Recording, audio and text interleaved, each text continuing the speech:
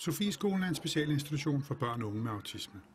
Det er en selvejende institution, etableret i 1964 med grundlag i lov om social service. Sofieskolen rummer en børnehave, en skole, en fritidsordning og boafdelinger.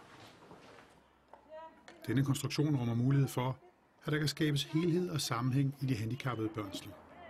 Dette lykkes bedst i et tæt samarbejde med forældrene, der opbygges en fælles forståelse af de enkelte børns problemer og potentialer, og der opstilles realistiske mål, kortsigtede såvel som langsigtede, for det enkelte barn.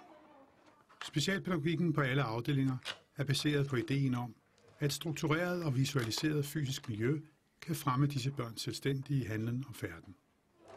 Det er gennem visuelle oversigter, kalender, kommunikationstavler, dagsskemaer, ugeplaner og meget mere, at børnene på vidt forskellige niveau efterhånden lærer at få overblik over deres dagligdag, en vis systematik og forudsigelighed i det, der sker omkring dem, og efterhånden nogle redskaber til at få indflydelse på det, der sker.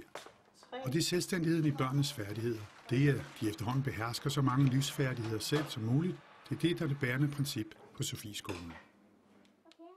Alle børn har brug for støtte til at udvikle selvstændighed. De svagest fungerende børn kan have brug for fysisk støtte, promptning og mange gentagelser for at udføre bestemte aktiviteter. Andre børn med mange flere ressourcer skal lære at bruge mere avancerede systemer til at organisere og guide i dagligdagens gøremål. Men alle har brug for hjælp til at organisere deres arbejde og hele tilværelsen. I øjeblikket er der 56 børn og unge tilknyttet Sofieskolen, enten i børnehave, skolefritidsordning eller boafdeling.